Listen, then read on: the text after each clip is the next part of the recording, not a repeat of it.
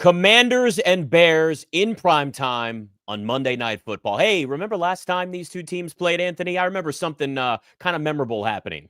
Oh, yeah, it was a hail to victory. It was a Hail Mary, but we don't need that type of excitement because I think they can keep the same momentum going from last week into this matchup with the Bears. I sure hope we don't need Hail Mary 2.0, that's for sure.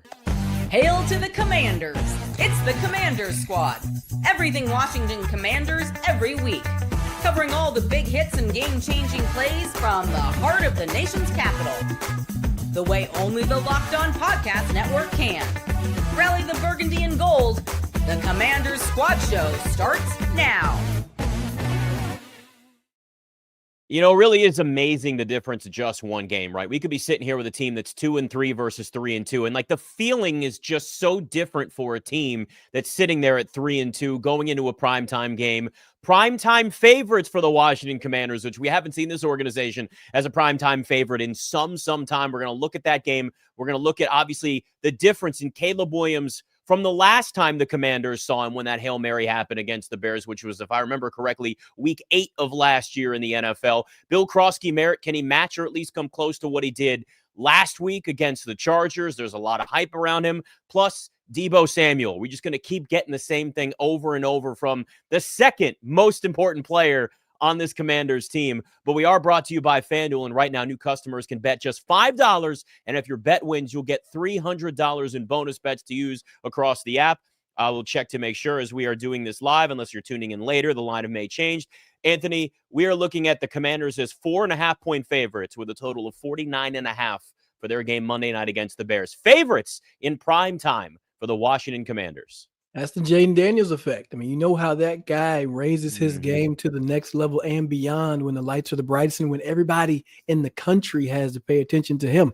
Look, he's ready for prime time. We already know that. And his effect on the team last week, same effect it's going to have this week. And there's some outside influences. There may be some little headline or some, bulletin board material that'll get brought in, but it's Jayden Daniels. And the fact that you're going to see Northwest Stadium get full of the burgundy and gold, they're going to represent, and it's going to be a great environment to be in. I'm sad I can't be there, but man, if you can, man, send me a picture or something, tweet me. You see my name down here. I want to see what the energy is like. That's the one thing I miss about not being up there in that area is I don't get to feel the stadium because it's always electric on game day.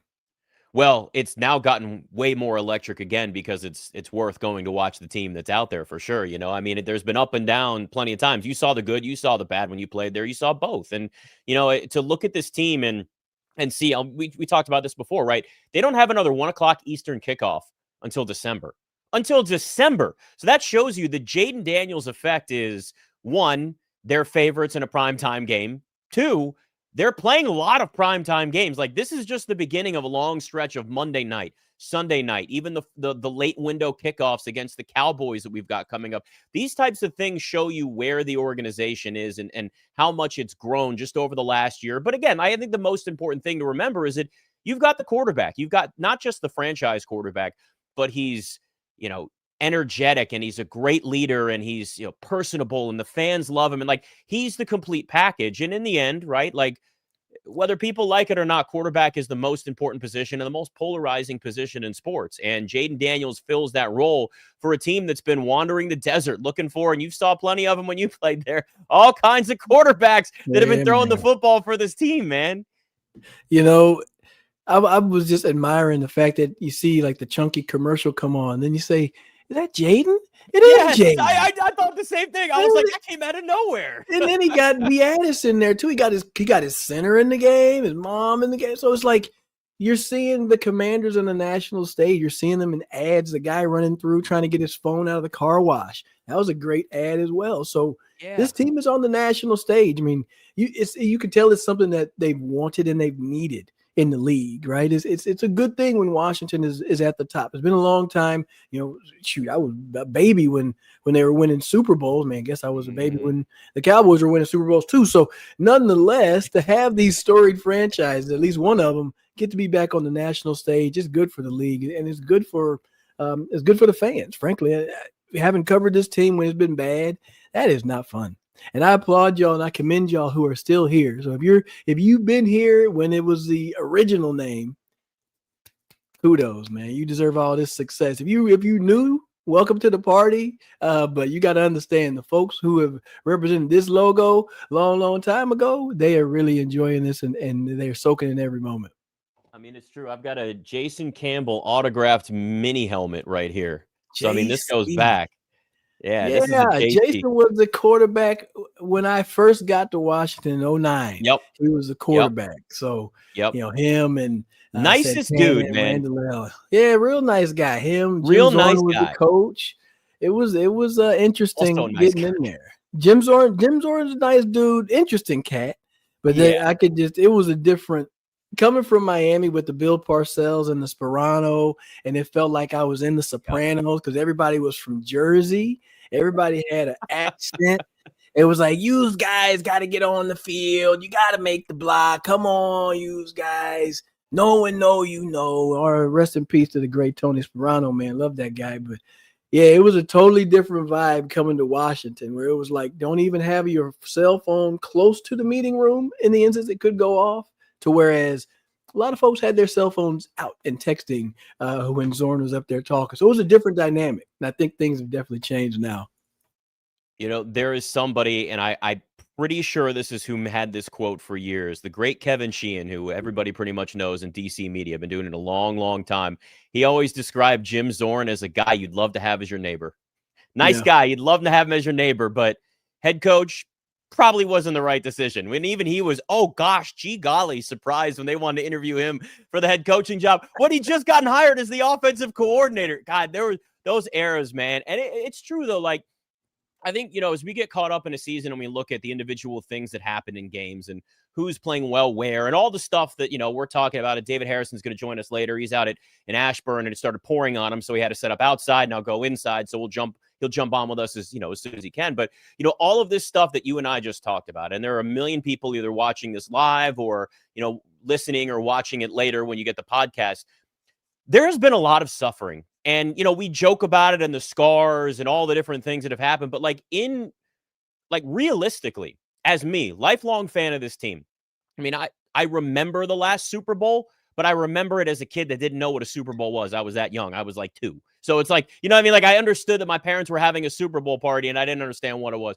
So like there's this long era of especially people in, you know, in my generation and have just seen very little in terms of like consistent success. Now, individual players is a different story, but it's about the overall team in the position that Washington is in now, where we're talking about a Monday Night Football game against the Bears and a meaningful season in 12 wins last year and all the primetime games and the big spotlight that's going to be on them moving forward. Now, you have to answer that, right? Like you have to play well in these games because if they're sitting at 3-2, they lose this game to the Bears, you've got Seattle and you've got Kansas City and you've got Dallas coming up. Like you've got all these really important games coming up that are going to be more examples of where this team stacks up, but they're in a good spot at 3-2, and you're going up against the Bears team that's not a rival, but I will say this. We are going to have Drake May, Caleb Williams, and Jayden Daniels bare minimum always linked and compared to each other because they were drafted 1, 2, 3 in the same draft. And how often have we talked about drafts in the past, quarterbacks specifically, where you've got a couple of quarterbacks drafted really high, you know, top 5, whatever the case is, they're compared to each other. And usually one pans out and one doesn't. It's very rare that we've had 3 the way that they were drafted, not to mention all the other, Michael Penix Jr., J.J. McCarthy, Bo Nix, these types of guys that are, your 6 quarterbacks were drafted in the first round of Jayden Daniels' class.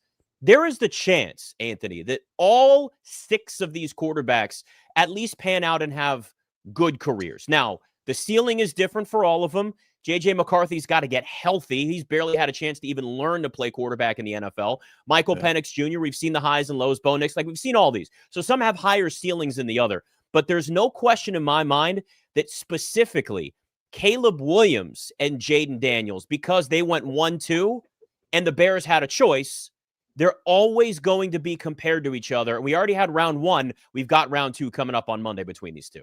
Oh, 100%. Those 2 guys are always linked. I mean, you hear from Chicago fans, they're thinking, maybe we should have went this other direction. But, you know, you're seeing some recent success from Caleb. You know, he's from D.C., so it's always that hometown, homecoming. And there's a whole bunch of what ifs, you know, what would have happened.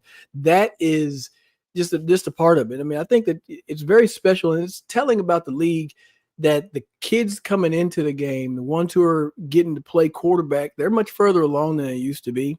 And there's multiple ways to be successful. A lot of these guys are getting thrown right in there, and they're knocking it out of the park. So the game is in good hands. I think the young receivers are good. The quarterbacks are pretty good as well. So it's going to be an exciting time in these upcoming years. But this being a rivalry, it's a rivalry obviously with the quarterbacks, but it's going to also be a rivalry because of the head coach. I mean, you can't forget, the way Ben Johnson turned down the Commanders and Josh Harrison crew, like mid-flight. You know what I mean? Mid-flight announcement. I hate whenever airlines just say, hey, it's a little bit too much turbulence. We're not serving any drinks. I'm like, what am I going to do? Like, I couldn't imagine having my private jet turned around because somebody wanted to cancel the meeting. So I think there's, if anybody's going to take that out on the Bears, it's got to be the defensive line. I can see Javon Kinlaw seeing that headline and being like, oh, okay, word. Who did it?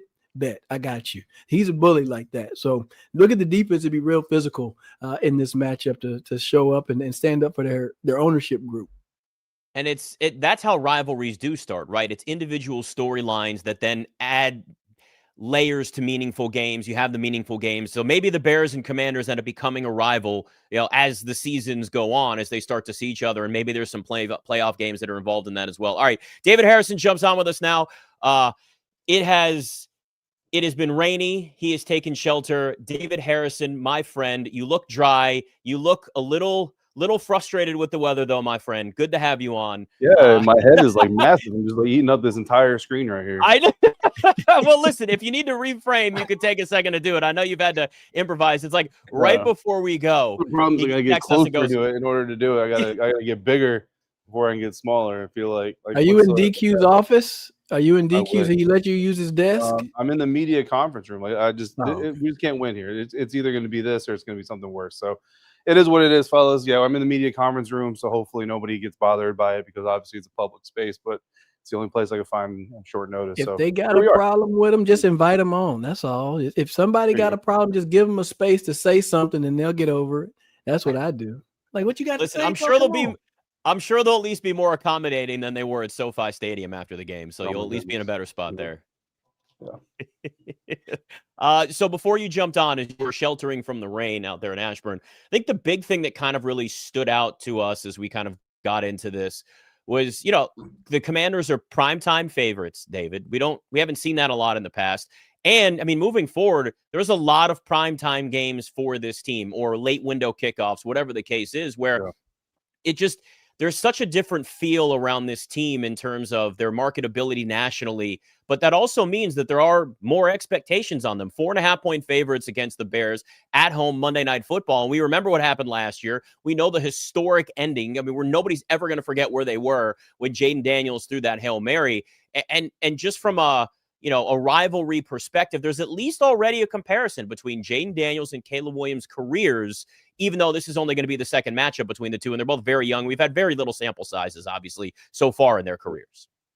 No, I mean, yeah, the two are going to be, tied together forever, just kind of like Jared Goff and Carson Wentz. And granted, that's not talked about as much because one of them is basically a career backup at this point in time. I know he's starting in Minnesota right now, but that's kind of where his career has gone. But yeah, if these two continue to be starters in the NFL, that's going to be kind of a story. And I know there are some Bears fans. I mean, when Jayden got hurt there in week 2 and missed week 3, there were some Bears fans who were like, "Oh, at least our quarterback's out on the field." And it's like, man, like people, that's what fan is short for fanatic, and that's what fans will do is find anything to kind of pull and pick at each other. And that's part of what makes sports fun, right? Is that competition and some of that pettiness, right? Like Anthony, you were just talking about, Javon Kinlaw wasn't even here when Ben Johnson, snubbed the Commanders franchise and the organization and Josh Harris. But hey, man, like if Javon needs a little bit of extra juice, this week, like, hey, Ben Johnson, like you could have been over here on the winning side.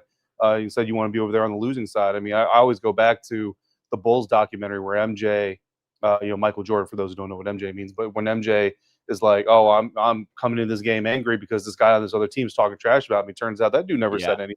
MJ's just need to find something to fuel the fire and get up for this game. That's not a finals game or something like that. So I'm just going to pretend this guy doesn't like me. He kicked my dog. He peed on my phone. Now I'm out here whooping his butt. And hey, if Von Kinlaw needs that energy, I mean, if he needs, I'll come in the locker room and say, "Hey, bro, you hear what Ben Johnson said about you? Like, here's what he said about you. I'll carry that burden for him if he needs it." That's what makes things like this fun. I love that, man. That's the program right there. You seen the I can't think of the linebacker's name, but he's like, I've been looking for you. Yeah, you the one that he was like, I don't even know you, man. Like, yeah, that's the type of energy you gotta have. In the chat, Virginia Beach Commander, he asked, Caleb Williams has a bad day if Javon Kinlaw and the defensive line are all up in his grill. That's how he has a really bad day. Control the line of scrimmage all over again. Everything in the back end will happen because he's got weapons back there, but it's got to start up front with anybody wearing 90s numbers and occasionally the 50s and the 40s. But any of them big uglies, that's not me being rude to y'all. Just you understand what I'm saying. Any of the big defensive linemen, get up in there and get in Caleb Williams' face. He has a very bad day if you do that. It's important to know that like Caleb Williams is thinking about last year. I think if we disregard that everything that happened last season and specifically against this team isn't on his mind, you're crazy. He's human, and I can guarantee that that's a part of it, which makes you wonder too, like, going off of what you just said, Anthony, right? Like getting after him and disrupting the timing of the offense, stuff that always helps the defense, right? Disrupting the timing of an offense and a quarterback and making their life miserable. QB hits, I mean, multiple sacks in the game. These types of things that worked against Justin Herbert and the Chargers last week. If they can mirror that defensive effort against Caleb Williams, he's going to get in his head. Like the one thing about him, one of the major differences, and I know there's more than one, but one of the major differences that I'm a big believer in body language. Not everybody likes to look at that. I'm always watching body language with people. I think it's massively important, and it's a great tell in terms of what's going on in somebody's mind. Watch Caleb Williams after he makes a mistake. Watch Jayden Daniels after he makes a mistake.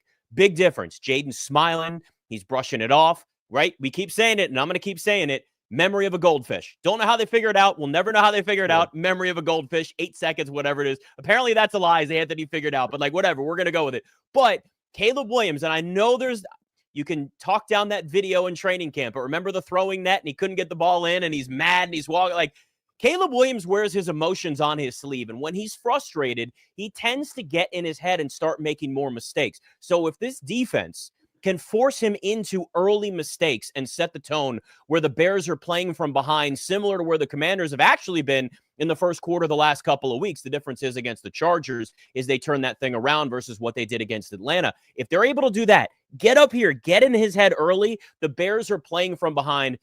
Washington can run the football. They can eat some more clock. They can keep the pace more of where they want it to be. And that puts them in a major, major advantage against somebody that still has I think a lot to prove. There's more for Caleb Williams at this point in his career to prove than Jayden Daniels. They both have a lot in general, but at this very moment, there's a lot more positivity surrounding Jayden Daniels than Caleb Williams. And that's something, David, that I think you don't overlook from just a human perspective that's there.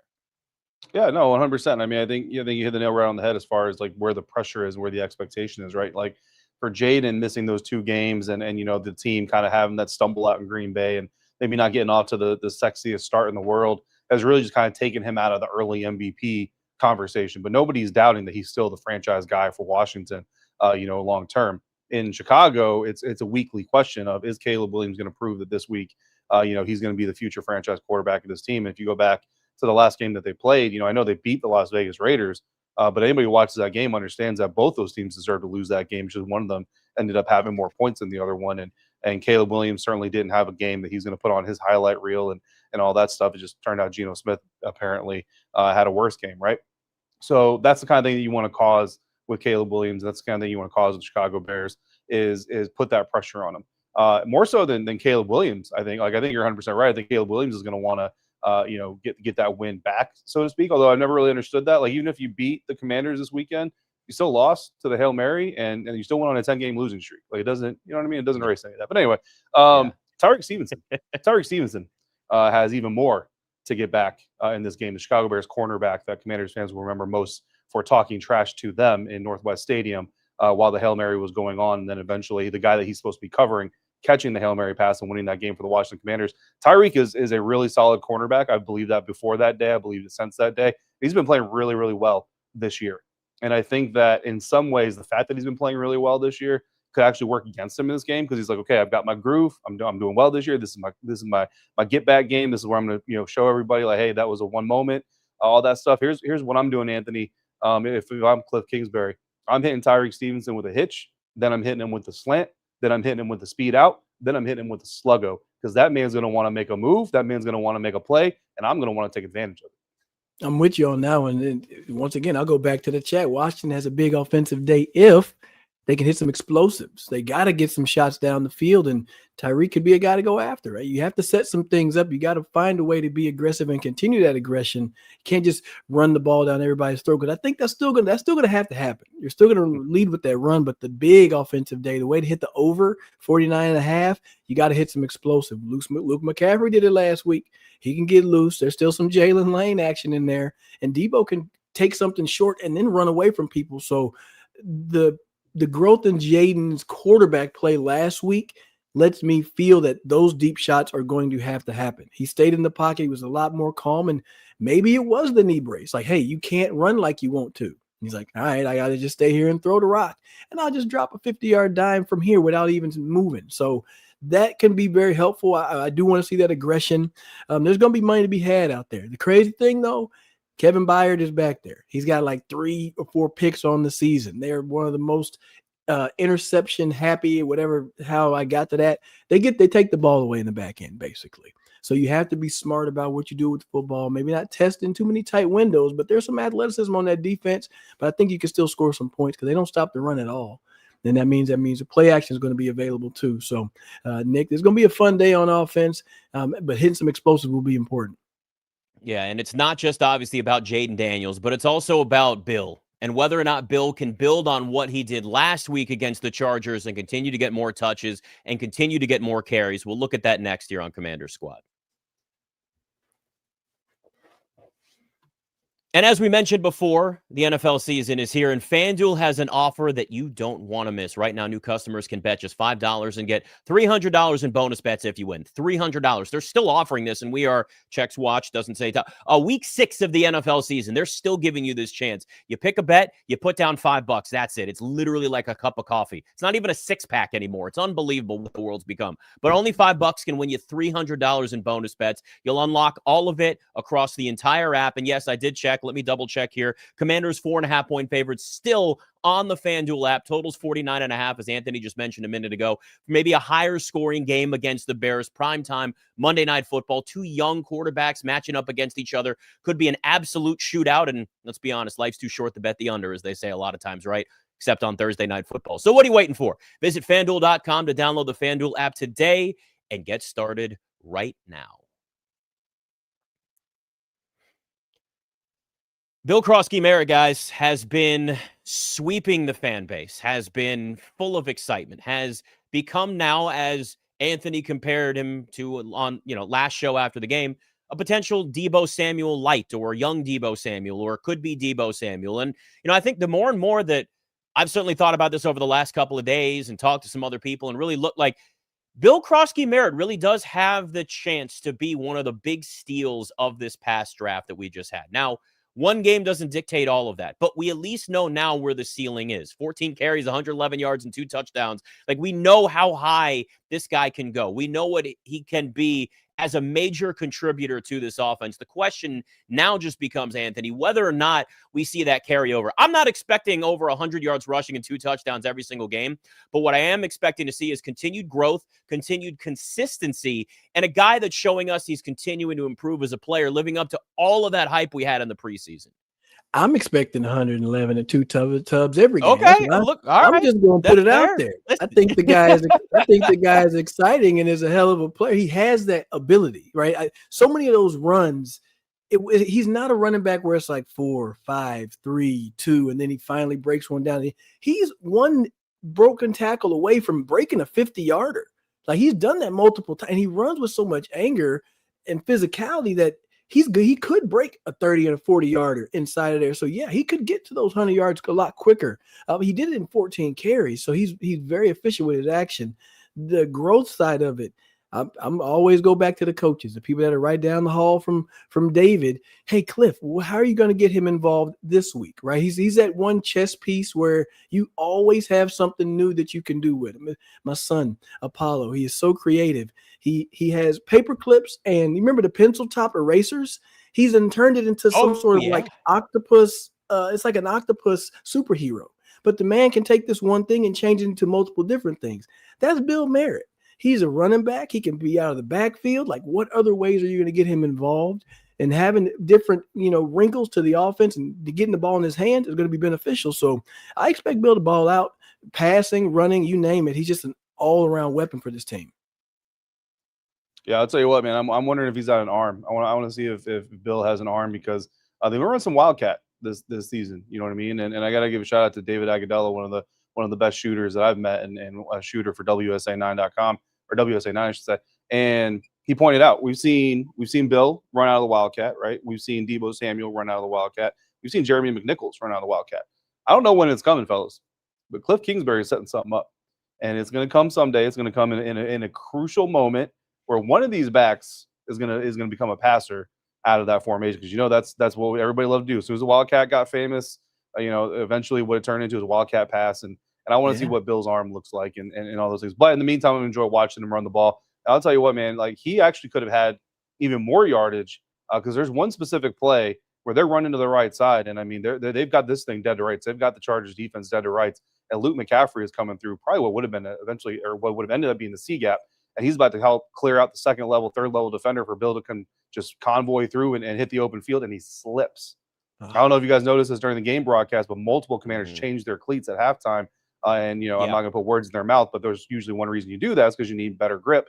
And Luke McCaffrey, if he doesn't slip coming through that gap, because he essentially slips and falls right in Bill's way, and Bill has to stop his momentum and ends up getting tackled, right? If Luke doesn't slip going through that gap, I mean, that thing might be gone for 15, 20 yards. You know what I mean? So he was very, very close to an even bigger day than he already had. I'm with Anthony. I'm expecting this now. I want to see 100 yards out of Bill every single game. And, that's not fair to him, because now defenses are going to start scheming against him and all this other stuff. But really, it just benefits the offense in general. And the more that Cliff embraces the fact that he has this type of an offense, the more it's going to benefit everybody. And the faster they can get Terry McLaurin back on the field, like, just, if this team can stay healthy and get healthy from the guys that are already injured, it's going to start looking like an offense that I don't know how you stop it. You know what I mean? You basically had to come into every game against this team looking like a track meet, because let's remember, I mean, even their worst games that we've seen in recent history, they're still putting up over 25 points per game. You know what I mean? Like, and those are bad games. So, I mean, don't let this team get good, because I don't know what to them is to me, it's just how fast they start, and it's a give and take, right? Is the defense going to be able to like stop the other offense? As an offensive player, I'm not worried about what the defense does. I'm expecting them to stop them, but I can't go out here thinking, "Hey, man, y'all hold us down for 2 or 3 series." No, that's not your mentality. Your mentality is to get going immediately and then keep that same pressure rolling. And you keep talking about the Wildcat. I really do feel like somebody's up there listening to the show, because I was talking about the Wildcat a few weeks ago. You got to get some other ways to get your offense going. And you talk about who can throw the ball. There's a receiver that used to play quarterback at one point in his day as well. So there are going to be wrinkles that are out there. They have not shown up yet, obviously, but when they will, the key about explosives and plays like that is that they have to hit. Like, you can't just run it and be like, man. Like, you really want them to hit. You got to make sure they pay off, even if it's a big player, a touchdown, something to turn the momentum of the game. But I do think something's coming, Nick. There could be something down the pipe.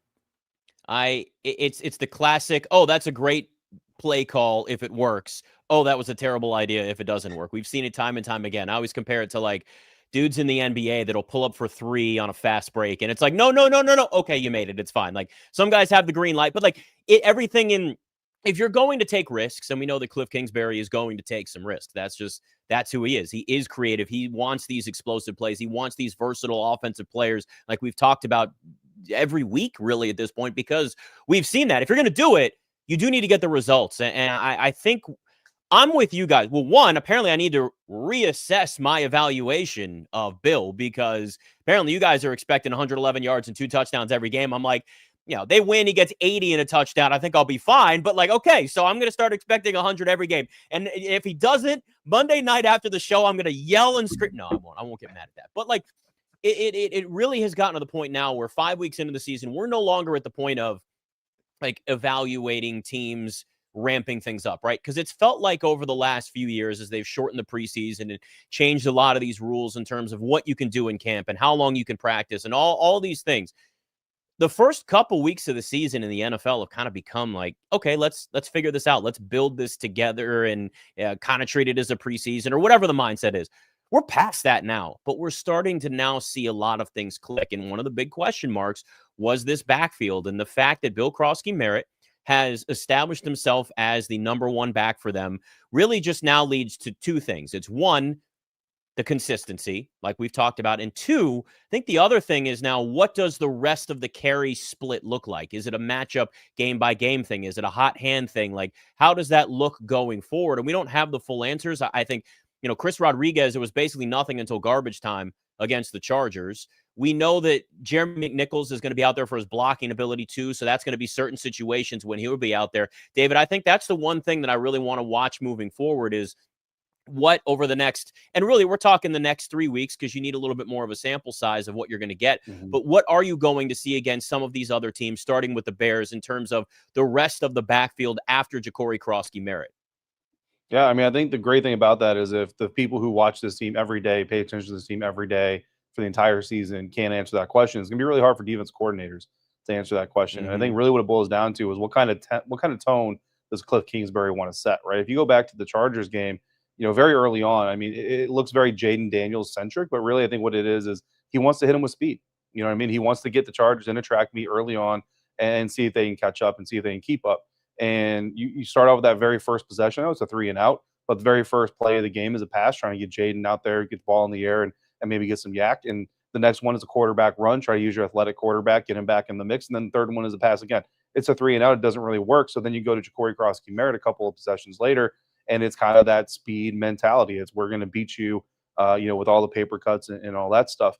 So as Chicago Bears, does Cliff look at this defense and say, well, this is one that we want to punch in the mouth. This is one that we want to kick in the chest, and we want to knock them down, and we want to stomp on them until they give up. If so, maybe you see a little bit more Chris Rodriguez. I think that's the advantage that Cliff Kingsbury is going to have. And if I were Cliff Kingsbury, I would you might see Jeremy McNichols be the first back on the field this weekend. You know what I mean? Even if Jeremy only ends up with 6 carries, he might get the first 3, and then he only ends up with 6. But that means it's part of the chess match, it's part of the long-term chess match, right? Because the more you cycle through these backs and the more, okay, well, this game they started with this tempo, that game they started with this look, this game they started with this look, and all this other stuff. When you get to December, that Philadelphia Eagles staff, they're going to have 5-6 different versions of this Washington Commanders offense to scout. The Dallas Cowboys are going to have to do the same. Then when you get to the postseason, the key, if you can get to the postseason with those defense coordinators having to create 3 or 4 different plans depending on how you come out the gate, that's great, because that means none of those plans are going to be fully fleshed out, and you're going to be able to take advantage of something.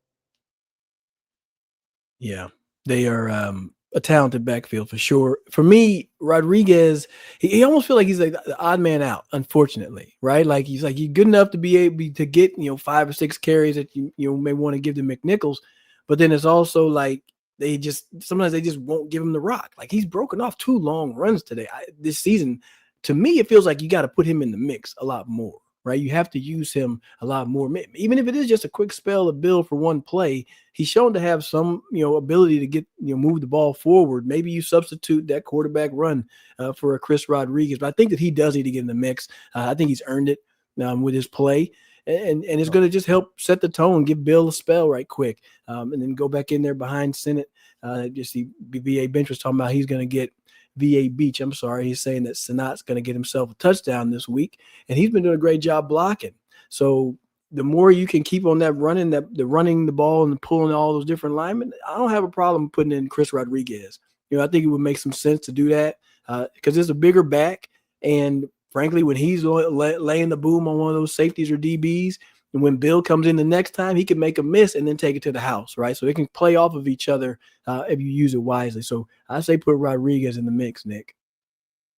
I think the more Chris Rodriguez that you at least sprinkle in adds that dynamic and extra layer of confusion that David brought up. And I think that that's really important to have that too. And I'm a big fan of Chris Rodriguez, but I also understand where the pecking order is right now. And I think we all know that Bill Merritt has established himself now, especially with what happened last week against the Chargers. All right, we mentioned a little bit of a potential rivalry with Jayden Daniels and Caleb Williams. They're always going to be compared to each other.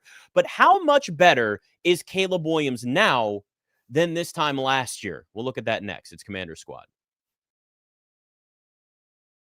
I'm Cody Rourke from Locked On Broncos, and this episode is brought to you by Peloton. Peloton is shaping the future of fitness with the brand new Peloton Cross-Training Tread Plus, powered by Peloton IQ. This is Peloton's most advanced equipment yet, giving you real-time guidance and endless ways to move, whether you're running, lifting, or you're cross-training with your favorite instructors like Alex Toussaint. It's training reimagined to make your workout more personal. Peloton is built for breakthroughs with features that help you plan, stay motivated, and hit peak performance. You can let yourself run, lift, flex, and go while Peloton handles all the rest. Plus, Peloton IQ provides real-time strength coaching, tracking your progress and suggesting weights that challenge you so you can get stronger. Plus, the new movement tracking camera, it counts your reps and corrects your form in real time, making sure every rep is safer and smarter. So let yourself run, lift, flex, push, and go. Explore the new Peloton Cross-Training Tread Plus at onepeloton.com. All right, guys. So as we sit here now and we look at Caleb Williams, 8 touchdowns, 2 interceptions on the season, a lot less criticism, a lot less worry about his future. Hasn't had a game where he's thrown for like less than 100 yards as we had. Like those little things were such a part of the conversation last year. I think we can all agree that adding Ben Johnson and an offensive-minded head coach was the smart decision, was what they should have done. But they really wasted an entire rookie season in Chicago with Caleb Williams and just all of the mess that they went through. But where we are now, I want to start with you, Anthony, as the former player here, to look and see where Caleb Williams is right now versus last season. How much better is he? And I'm going to leave that open-ended. And the reason why is because we talked about earlier, right? Body language, mentally, how he approaches it, the types of things that you can see. It's more than just the actual stats that I, brought up with a 62% completion percentage and these types of things. There's more to it. So what do you see from Caleb Williams now that makes you either think yes or no, and it can be either way, that he's better or not than last season? I think he's made a slight improvement. I think he's tracking in the right direction. Is it a night and day difference? No, because frankly, last year wasn't horrible. Statistically, wasn't horrible. I mean, 3,500 yards, 20 touchdowns, very few interceptions. I think now you see him operating more as a big league pro quarterback. I mean, Ben Johnson is very much helpful in this, in the play calling and getting him into positions where he's used to operating and getting on the move a little bit. But there's still sometimes I see those bad habits, those old habits where he wants to make that highlight reel play. That doesn't always fly in this league, and unless you have like premier speed and some top tier traits about you, you don't really want to go around that. I mentioned like a Josh Allen, dude, 6'5", and he's big and fast and strong. Sure, he can run around and stiff arm linebackers. Caleb Williams isn't built that same way. But with the receiving core that he has and the coach that he has, I think you're getting a much better quarterback. I would definitely work on the body language thing. All right, seeing all the memes of the just laying back when it's the last second field goal and stuff like that. That's kind of played out. All right, that's like, okay, we get it. You're tired. We've all played 60 minutes. I get it. But I need you as a leader. This is just me speaking. Change how you present yourself. You can be exhausted with the flu game picture in the locker room. But on the field, I'd say scrap it. But other than that, man, he's playing pretty good. And I think that Washington still got to be careful. Right? They're not going to get a young, inexperienced guy. They got a guy that's going to be able to deal the ball a little bit. So I think he's improved. Yeah, I think Anthony, to the leadership point, I think you make a really great point there, because I think sometimes people lose sight of the fact that leaders, like as a leader, your entire job is moving the engine forward, right? Like that's your entire job, is to move everything forward. So your body language, your demeanor has to be about what could be, not necessarily what is, right? Like Tom Brady down 28-3 in the Super Bowl is not ho-humming around the sideline, hanging his head and throwing, he might be throwing a clipboard or two, to be honest with you. But he's throwing the clipboard in a fiery way to get things right and get things moving in the right direction. If he's over there hanging his head and saying, oh, well, at least Mexico is nice this time of year and, the flights might be a little bit cheaper and all that kind of stuff, the team is going to do the exact same thing, and they're never going to have that comeback. So that's where Caleb has to kind of understand his role as a leader, because like it or not, the quarterback is a leader, period. Whether your quarterback is actually a leader is a totally different discussion, but the quarterback is absolutely a major influencer on the roster. I always look at guys like Deebo Samuel. Like Deebo is never going to sugarcoat it. He's never going to pretend it's nice when it's not. He's never going to do any of that stuff. But guess what? Deebo Samuel doesn't have to be a leader in the locker room in the fullest sense that Jayden Daniels does. Now, I don't think Jayden is faking the funk. Like this dude watches Luke McCaffrey take out 2 Chargers. He starts laughing mid-run because he's just genuinely enjoying the game and loves that moment where he sees his receiver clean 2 defenders, right? But that's something that Jayden Daniels does really well naturally that Caleb Williams has got to learn to do. And the on-field part of the body language, I think, we've all heard the term pressure is cumulative, right? Caleb Williams got sacked 70 times, nearly 70 times, I should say, last year. That's a lot for a rookie quarterback. That's a lot of punishment for him to take. This year, that sack rate is actually cut in half. Like he's not on pace to even touch that number. But when you watch him play, I think you see those 70 sacks carrying into 2025. It's going to take some time for this better offensive line. I know they're not the best offensive line in the NFL, but they're a better offensive line for this better coordinator, this better coach to show Caleb and to convince Caleb, like, you can be more comfortable with what we're doing now versus what you were doing, because I think that some of that is definitely carried over into the season. And look, if you're a Bears fan, you want to see that go away as soon as possible. If you're a Commanders fan, let him figure that out after Monday night. Yeah, I mean, if you look at his sacks too, he was sacked 6 times the first 2 weeks of the season against Minnesota and Detroit, and then it's been cut down with just 1 since then over the last couple. Now the Chicago Bears have obviously are going to be coming in this game with a little bit more of a layoff. You bring up something I think that's really important for people to keep an eye on and remember, though, when it comes to leadership and body language and how guys present themselves on the field. The reality is, you are held to a higher standard as a quarterback, period, in the NFL. That's the way that this thing works, where you are expected to be the leader. You're expected to be the extension of the coaching staff or the organization. You're the CEO on the field.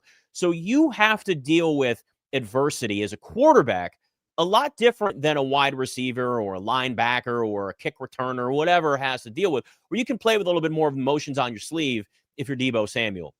If you're like, I always made this comparison, and this is going back, but this is something I just like was always a perfect example because it was happening in the moment.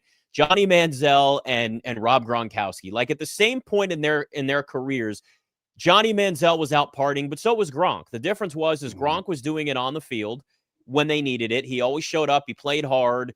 And he also was a tight end. Johnny Manziel was a quarterback and was supposed to be the franchise savior for the Browns. Poor Browns fans, by the way. They've had 100 of those franchise saviors allegedly every single time. I feel bad for them. But like, Johnny Manziel was criticized for doing essentially the same thing that Rob Gronkowski was, to a point. It's not apples to apples, but publicly that's what it looked like.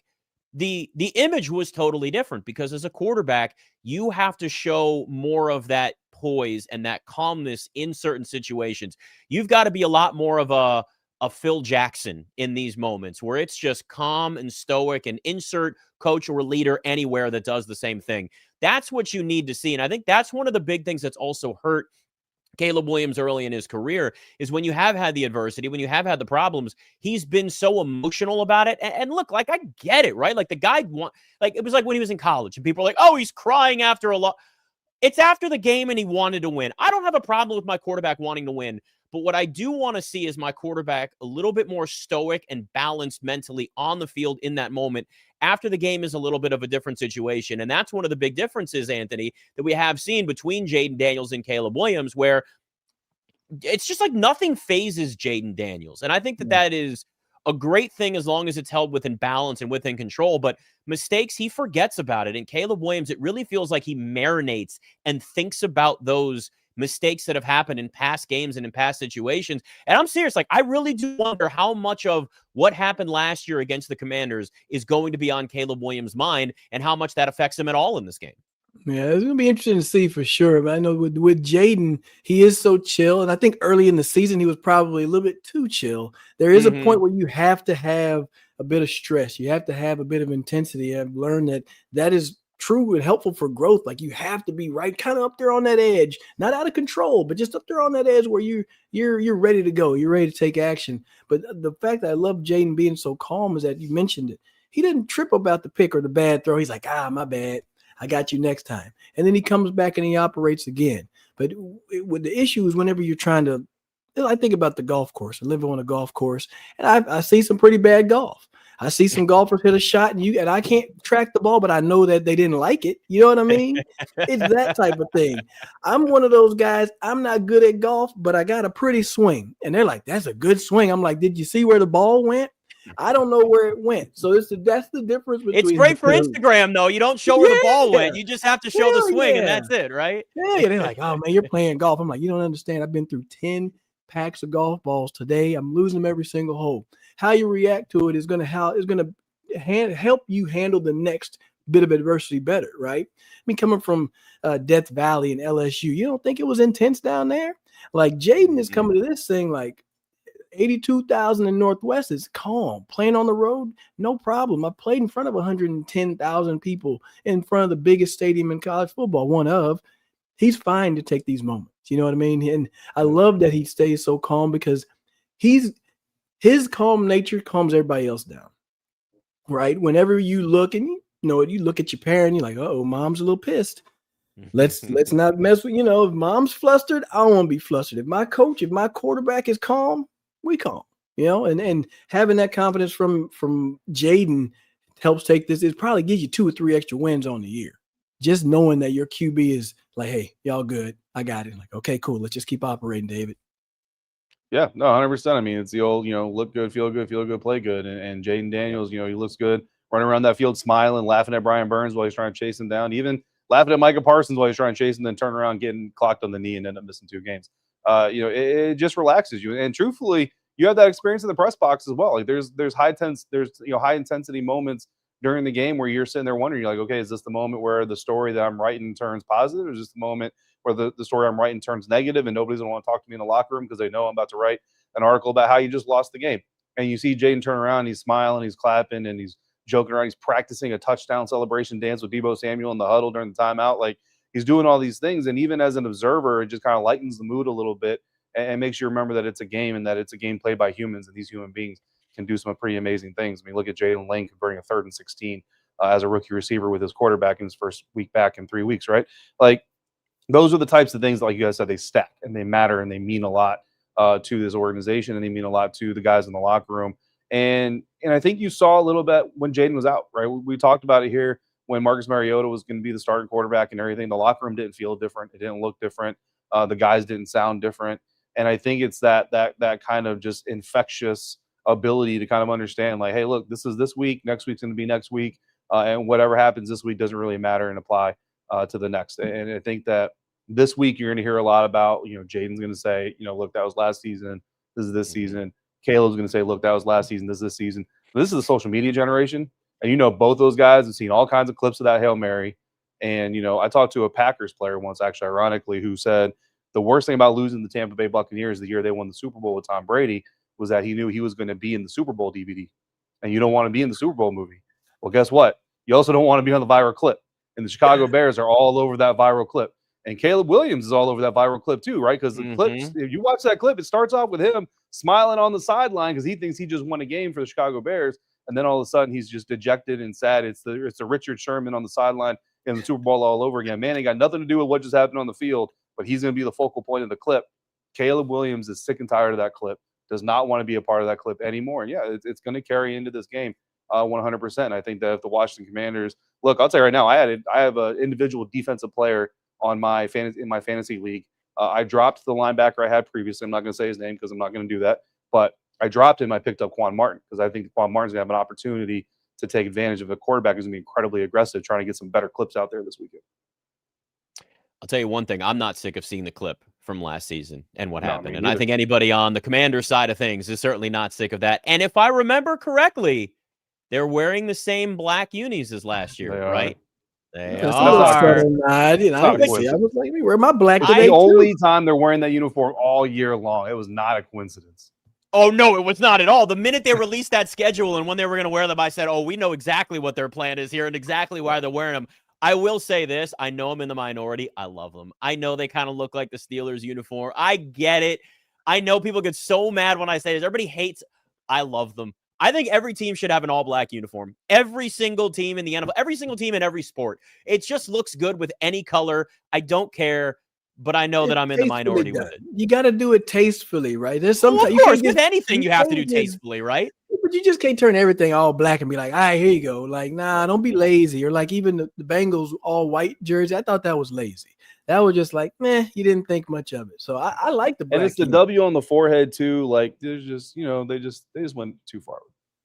I like the units. I ain't really worried about the helmet. I like the units though. That's what I was. Yeah, the helmet's a different thing for me. The helmet's a different thing. I do like the story behind the helmet, and they're like, oh, it's a military. Nah, and it's like, all right, but put my logo back on the side, please. Yeah, I love them black units. And then the fact that the lights can change, and whenever they do the Inner Sandman or whatever they do, it's going to be lit. It's going to be exciting. It's going to be the right environment. It is prime time, Monday Night Football. Bears, Caleb Williams, Jayden Daniels, Commanders. I mean, with the hit, we're going to see the highlight 100,000 times. So make no mistake about it. If you're the Chicago Bears, you cannot avoid seeing what happened last year against the Commanders. The question is now, what happens in round 2 between these teams? We'll get to that next, Commander Squad.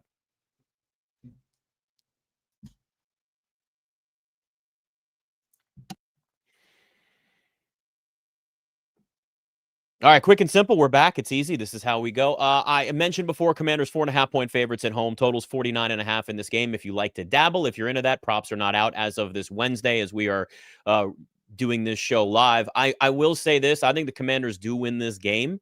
I think they win this game by close to at least a touchdown. I think they cover if that's something you're obviously interested in.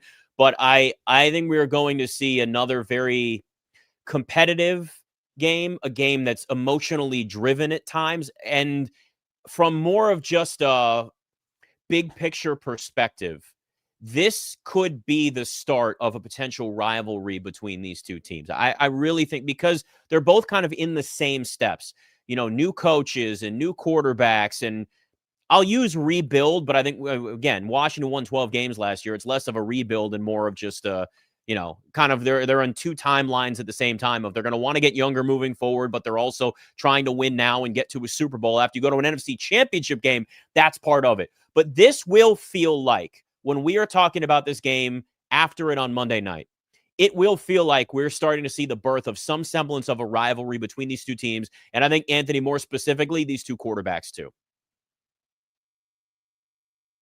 You're muted. Oh, he did it again. Yes, he did it again. Every show. You're muted. It is. We're going to have to start taking bets on whether or not. Put it on my damn calendar. I'm putting it on my, put it back here. I mute the mic so I can cough and sneeze, and then here we go. Forget to cut it back on. These suckers are going to be rivalry, like me and this mute button going at it. And the thing is also, because the schedule makers are going to kind of find a way to make these guys go against each other, because I feel like, eventually Ben Johnson will elevate the Chicago franchise, and they'll get in that 8-9 range where it'll be one of those, hey, similar record matchup things. And ain't nothing wrong with a good rivalry. And I like Chicago too, so I would love to go ahead and go on the road and see some of y'all up there. But in this matchup, I think that you have to be aware of the receivers. We haven't really talked about him a lot. Rome Odunze, Luther Burden, and then obviously DJ Moore. He had a hell of a game that last Monday night, but we don't got those 2 cornerbacks out there anymore. So how do they handle the secondary, that back end? Because it's really all about, how you handle that offense for the Bears. I think if you can shut them down, the offensive side for Washington will be able to get going. They will get some yards on the ground. They'll be able to get some passes going. But if you can keep the explosives away, because I said this last year when Ben Johnson was with the Detroit Lions, the one thing that he does the best is that he's going to find 5 or 6 explosive plays that are based off of what you have shown on tape. Anything that you've shown as a weakness, he's going to have 5 plays. Hell, that Trevor Lawrence fall on the ground, roll over 3 times, get up and run it for a touchdown, he probably installed that play. Like that's the diabolical stuff that Ben Johnson does. Remember the fumble Rooski with the Packers? Mm-hmm. They fumbled the ball. He installed that play. So you got to be ready for everything. Secondary, be good with your eyes, but understand that D-line, y'all are going to bring that pressure. Y'all can determine the tempo of this game. That's how I see it going, David.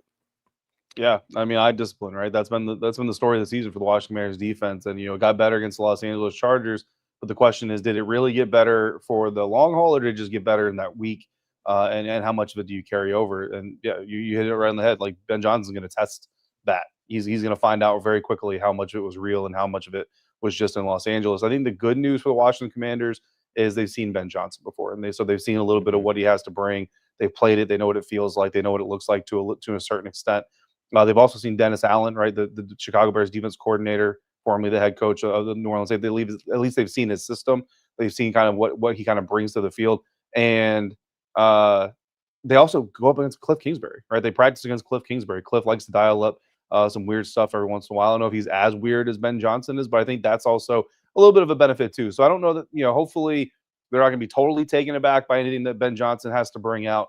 But that's what Ben's good at. You just mentioned it, Anthony. Like he's good at finding those little things to pull on so that he can take advantage of you. And then the question is, we talked about it this entire episode, the mental, the resiliency, the real-time resiliency. Can you weather the storm? Can you make that mistake? Can you give up that play and then come back again and take advantage of the next one? Because, just like a lot of quarterbacks in the league, I can pretty much guarantee you Caleb is going to put up an opportunity for this defense to get a takeaway or two. It's just going to boil down to, do they get their hands on the ball? Do they secure the ball and give the ball back to Jayden? Can you do something with it? The one thing that Washington may have an advantage on any team in the NFL, it feels like at this point, is also special teams when it comes to the return game. And this may come down to a couple of big returns that lead to short fields for the offense. And that could be the difference for Washington too, where we've seen Luke McCaffrey and Deebo Samuel in these returns. Jalen Lane, let's not forget about him. And that's 3 different guys that can break off big returns, whether it's punt returns, whether it's kick returns, it doesn't matter.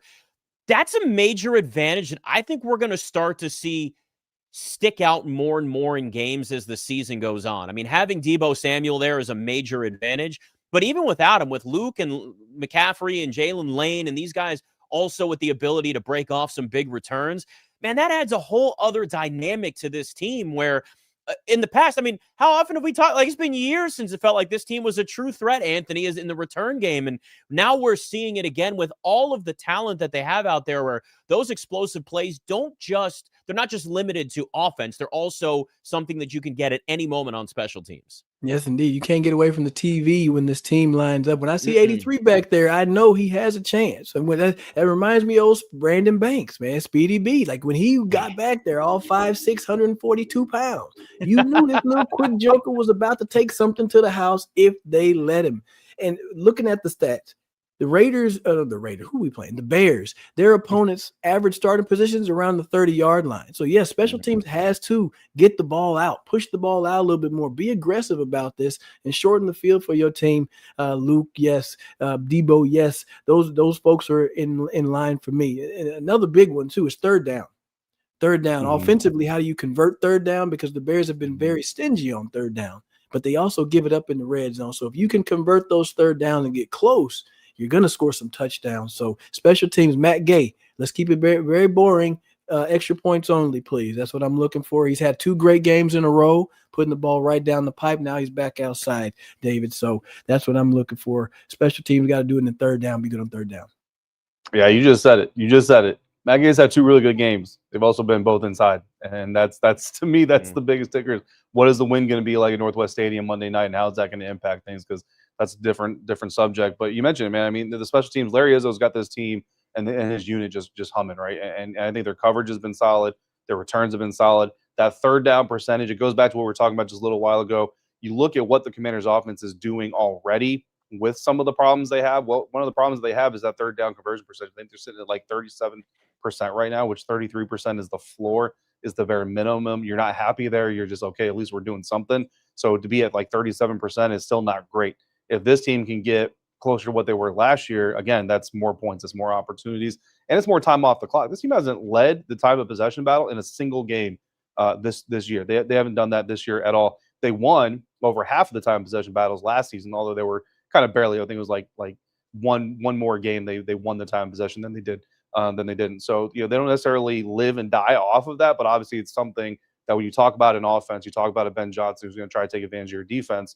Well, Caleb Williams can't take advantage of anything if he's sitting on the sideline. So it goes back to those third down conversions, goes back to that run game, goes back to playing smart football. And look, I think from a comparative standpoint, like Jayden's not going to do what Geno did, right? Jayden's not going to give the Chicago Bears as many opportunities as Geno Smith did. I know there's some Commanders fans who are a little bit upset about the fact that Geno Smith's only interception-less game has come against Washington this season. Not that there wasn't opportunities, but I think that's kind of the good news, is if you're hearing all these people talk about, well, Caleb is getting better, Ben Johnson's getting better, the Bears are getting better. Yeah, they're also playing some guys that are not necessarily at their best when they're facing them as well. So as you brought up Matt Gay and being outdoors, I took a early gander at the weather, guys. Have you looked at what the weather is going to be Monday? No, the but I see what the weather Monday is today, and I can only imagine.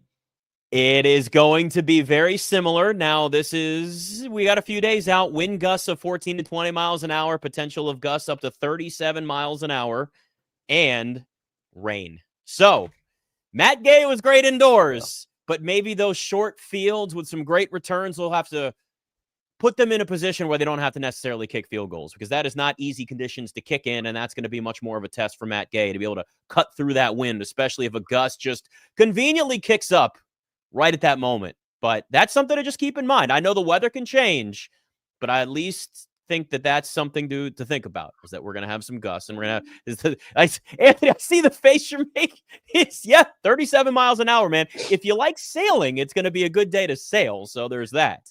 This is a Bill, Chris, Jeremy, Chase Edmonds. Hell, hand that sucker to Laramie Tunsil. This is a running ball game right here. Like almost like I think now that guy's got to throw to all of that. And you go look at the Bears offense. They don't run the ball that much. DeAndre Swift does not run the ball that much. He doesn't have that many carries. So weather-wise, that kind of changes it up. Not for Washington. I think they still got to lead with the run. But I think they're still going to be able to pass 37-mile-per-hour gusts. Lordy, I don't want nothing to do with that. I was trying to look up the fourth down aggressiveness for VA Beach Commander. I can't find it right away, but I know that here it is. Let's see. The Commanders were third in fourth down aggressiveness last year behind the Eagles and the Bills.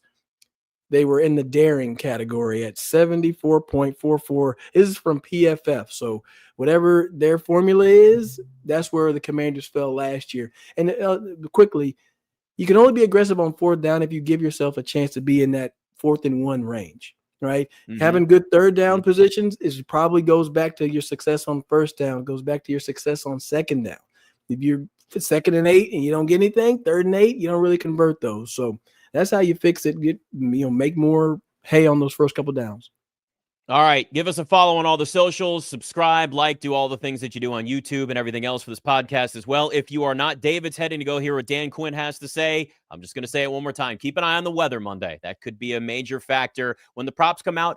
Over on rushing yards for Bill. Just saying. All right. It's Commander Squad. We'll talk to you after the game.